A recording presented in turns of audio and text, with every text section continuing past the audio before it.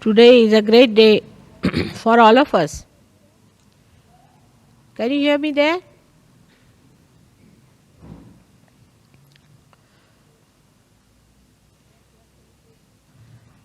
That we are celebrating Navaratri today, and all of us are meeting after such a long time of my tour.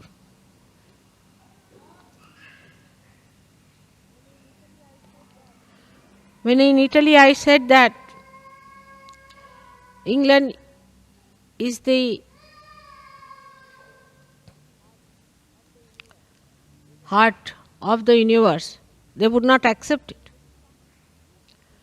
They were very shocked at this statement. They couldn't believe that England could be the heart of the universe. One of the reasons was that they felt that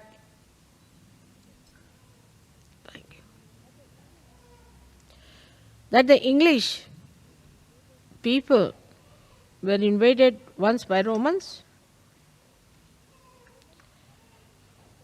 and Romans at that time also had felt that English were very bumptious people.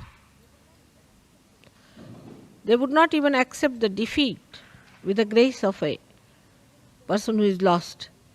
Even if they were lost, they used to be bumptious. So they could not believe how could it be that the English is the heart of the universe if this is the heart was the situation of the universe.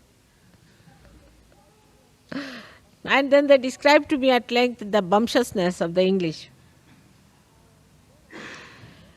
And then I felt I have known something like that myself. Now when we are celebrating the greatest of greatest, this Navaratri, there must be something special about it. That we have to cleanse this heart completely, fully,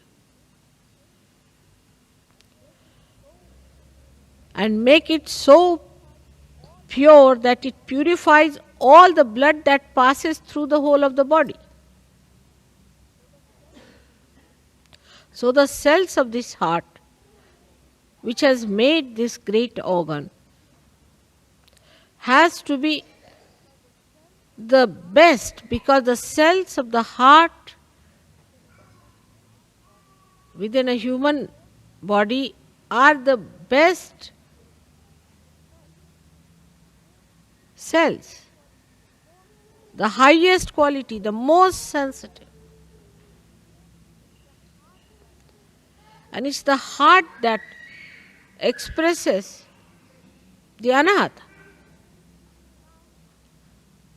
the sound that is without percussion. While we find that there are some people of caliber, there are, but others talk more, show off more, and do not have the caliber. Now, to achieve that caliber should be possible because you are born on this special land of England. That possibility must be built within you. But then what is lacking? Why is it that with all the possibility, with all the great background, with all the merits to be here, why is it we find that Sahaja yogis for years together do not come up to many others? What is the reason?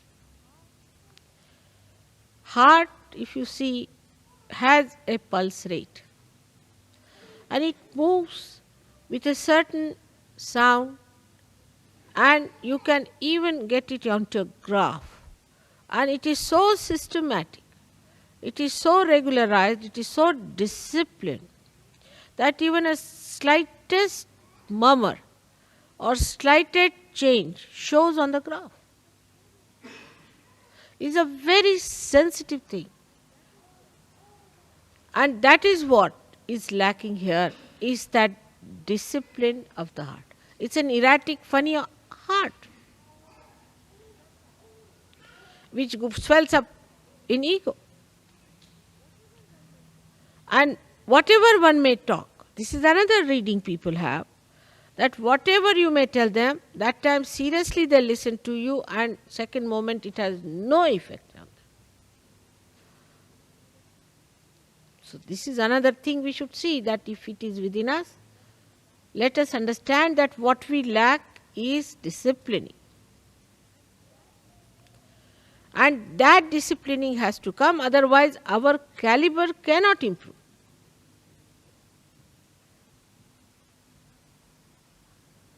But for all that, I think what we should have is innate intelligence. No education, innate intelligence. Innate intelligence to understand that our caliber has to improve.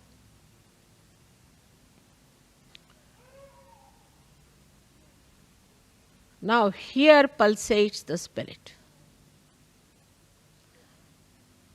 The spirit and not the power. The witness, the one that watches, that is the reflection of God, who is the spectator of the work of the Devi. Actually, what happens? That without rising up to that status, if we also say, all right, we are also watching because we are the spirit, then we do not achieve that caliber. And with all the blessings, like 7 auras of the heart, we have got 7 ashrams. We do not understand that we all have to discipline ourselves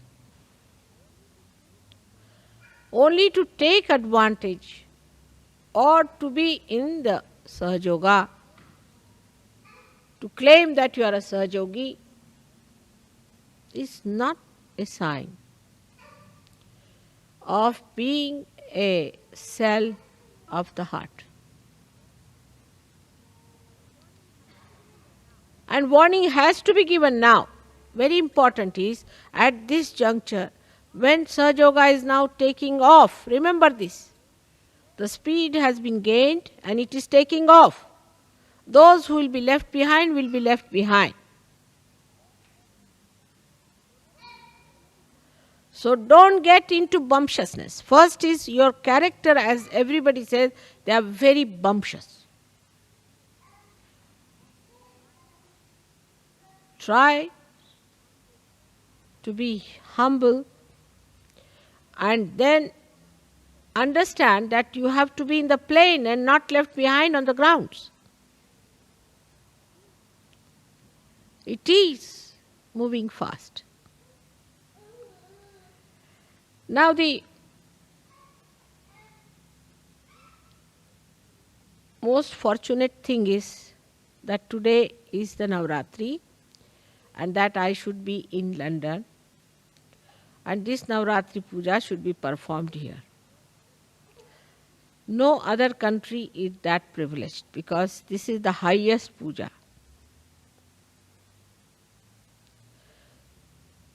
The greatest ritual which you can attend.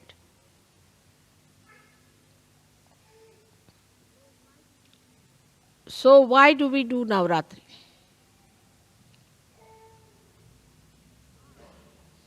In the heart, to do Navaratri is to accept the powers of the Shakti.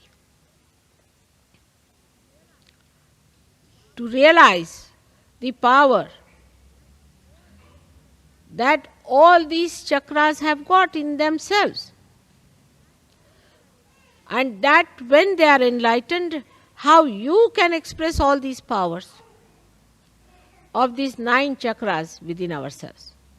The 7 chakras plus the heart and the moon makes it 9. But I would say that 7 of these, and on top of that we should say 2 more centers, which Blake has described surprisingly as 9 centers, clearly.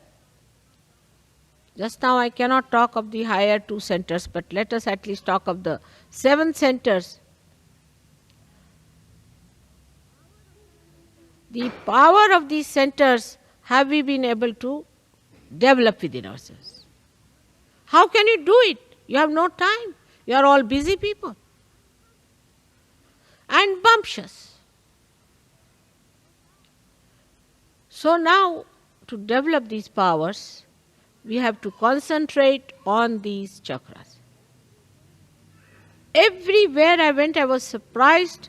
The questions they asked me, the way they were, nobody talked about their family, house, jobs, or any other nonsensical thing like unemployment and all that. They just asked me, Mother, how do we develop the power of this chakra or that chakra or that chakra? And I asked them, how is it you are asking about a particular chakra? They said, because we find this is missing in us. Especially in me, this one is not all right.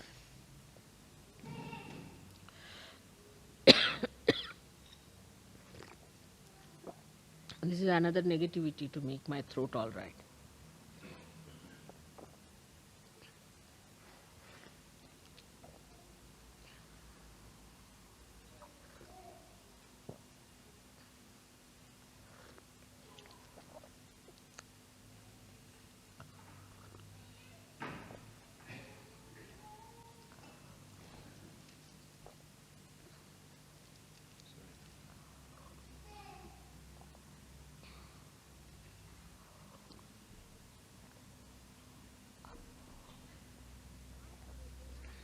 Now, for a realized soul, there is no need for me to discipline you or to tell you all these things, because I hate to talk in this tone to you today.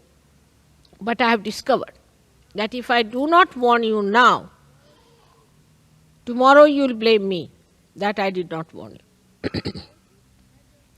Take it as a serious warning. Now, after realization, there is no need for me to discipline you at all, because you have got the light, you have known what is realization, you have known what it means to be realized, and you have also known how much you have gained out of it, how much your personality has improved. But there is something more that has to be done. Is to see for yourself if you have really disciplined yourself or not. There is no need for any leader to tell you. There is no need for any ashram fellow to tell you. There is no need for anyone to tell you. It is you who is a realized soul. You are your own master. You are your own guru. Imagine, you are all gurus. Great gurus and sadgurus. Respected saints, where all the angels have to shower you with flowers. Think of it. And here you are bumptiously giving lectures, talking bumptiously. Very embarrassing, even for the deities. They don't know what to do, whether to garland you or to shut your mouth. Here you are, who have been, or I take them out. Who is crying?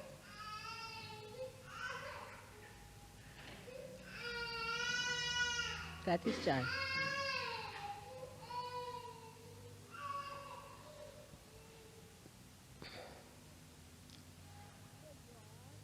Here you are, in such a great position that you have got realization.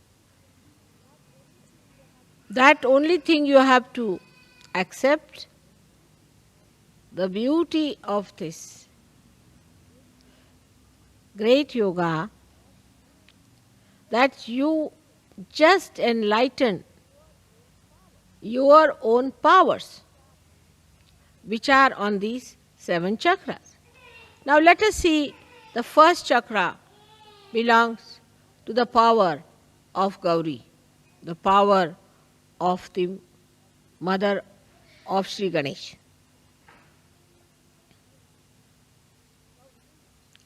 Gauri's power. Tremendous they are, aren't they?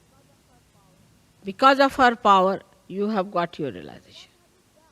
Now what have we done to enshrine that power within ourselves? Today, if it is the first day of Navaratri, let us see what have we done. Have we been able to develop our innocence within ourselves?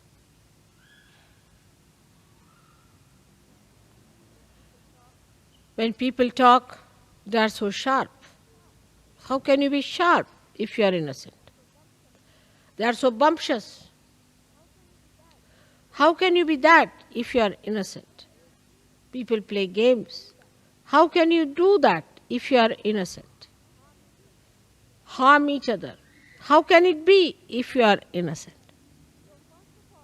So first of all, you have to see yourself that the power of innocence, if it has to live, all the rest of the nonsense has to go away.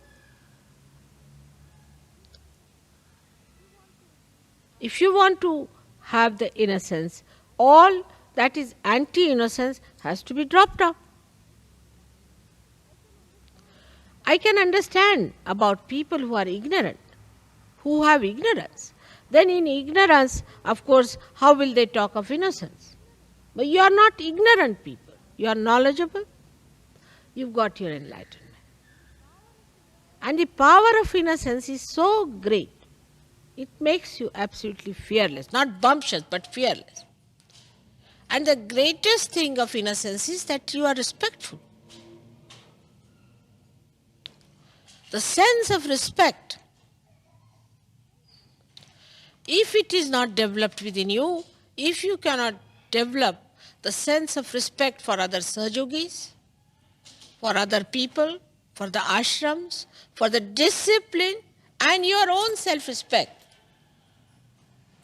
then it is of no use even talking of Sahaja, because that's the very beginning of it. First, you do not respect, all right. You are bumptious, all right. You are in a big fool's paradise, as they call it, riding a fast horse. All that is there is all right, is forgiven. But once you have seen the light, you must try to get rid of all the snakes that you have been holding on to.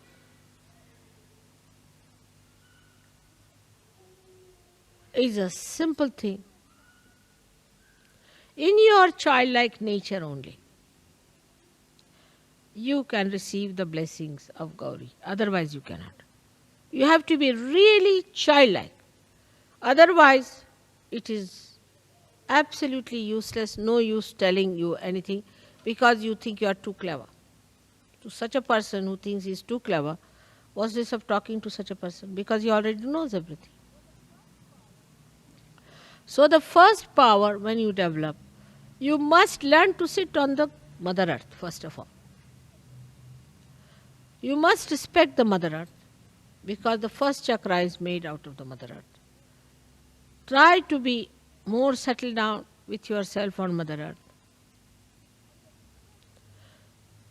And the respect, see the trees, when they get their flowers, they are not so respectful. But when they are laden by the fruits, they bow down to Mother Earth. In the same way, when you have got the fruits of Sahaja, you all must bow down. And innocence has a special capacity to make a person extremely peaceful. Extremely peaceful. All the anger, temper, violence. If a person doesn't have innocence, it cannot come in you. Because a person who is not innocent is either sly or aggressive. He cannot have peace within his heart. But an innocent person is not bothered. Innocently he lives, enjoys everything in complete peace and harmony. But this violence comes when a person becomes clever. He thinks, I am so clever, the another one is so stupid, I have a right to shout at that person. And the one who is not innocent is never wise. He may be to look sharp, but he is not wise. Wisdom comes only with innocence. And how much wisdom have you gathered?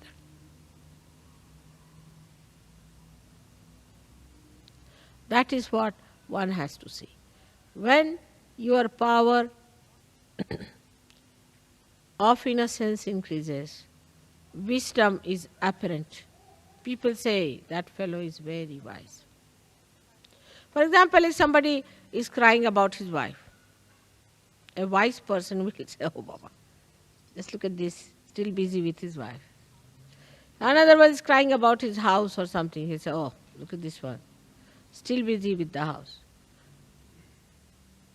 There is no end to it. I have known people who get so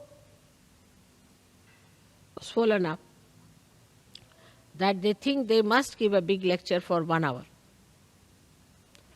on Sahaja. Unless and until they have given 1 hour lecture, they do not think their ego has manifested itself fully. But a wise person, he doesn't have to talk or speak or do anything. He impresses his silence, his wisdom on others much more easily. That is what we have to see. Have we been able to discipline ourselves?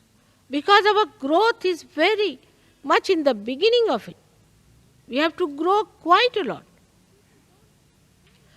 And people don't understand this point. In an atmosphere of egoistical temperament, that you have to grow. You have not yet grown. You have to grow a lot.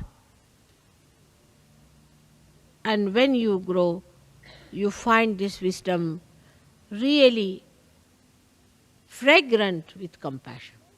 Your wisdom is fragrant with compassion. Such beautiful compassion can emit through your being that anybody who comes in contact with you will feel your auspiciousness. But again, you must give due respect to your self-realization and to yourself. That is the first thing you have to do, is to meditate. Somebody sent me a letter and I saw the vibrations were horrid. I said, what's the matter with this gentleman? His vibrations are so horrid. What is he doing? Then I found out that he says he doesn't need any meditation. He's already reached the 14th heaven. So doesn't need any meditation, doesn't have to do any meditation. It's easy to explain, but whom are you explaining? You have to explain to yourself. Only yourself. Nobody else wants your explanation. It's like missing the plane. When you miss the plane, whom are you going to explain? The plane has left. So then you have to explain yourself only. You will tell the air or to the gangway or anything that, oh Baba, it happened like that, there was this thing, I had no time, there was a jam, this. But the plane is gone. Whom are you explaining?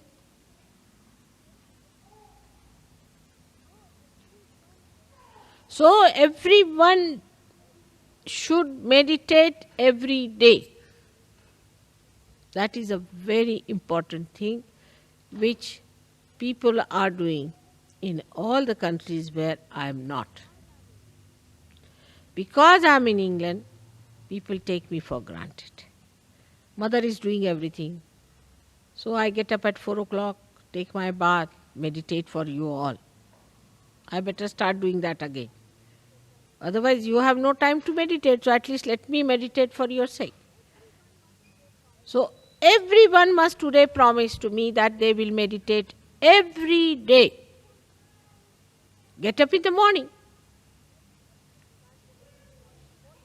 We can't get up in the morning. The whole world can get up. Why not the English? But when it was the War of Waterloo, they were the first to arrive there.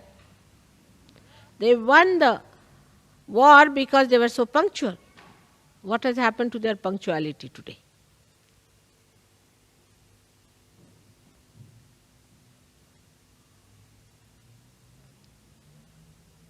We are not drinking. We do not have hangovers. We don't sleep late. So why shouldn't we decide today that every morning I'll get up and do my meditation?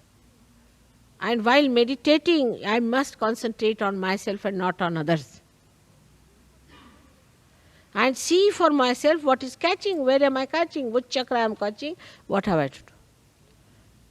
So on this day of Navaratri, today as the first day, the Gauri's power must be enlightened within us.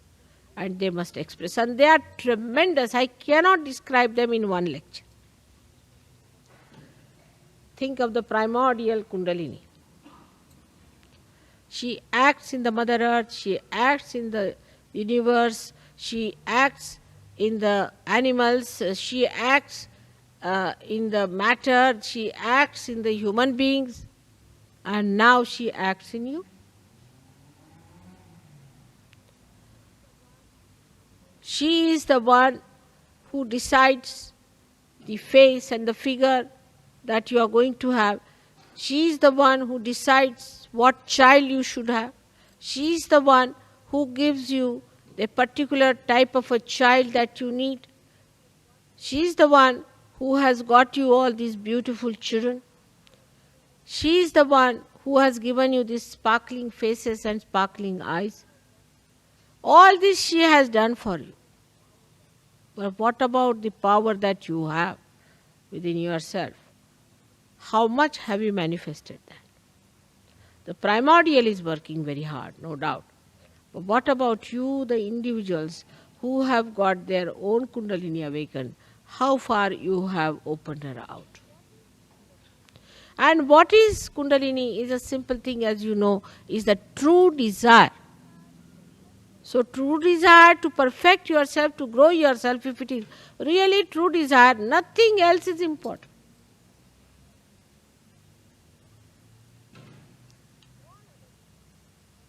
All other desires are secondary and tertiary. The most important desire is to grow. And for whose advantage? Is the advantage of yours. And in your advantage only the advantage of the whole world rests. Sahaja Yogis today represent the growth of this universe, the growth of the human race. Do you follow this point? That you are playing such an important role at such a crucial time when the world is about to collapse.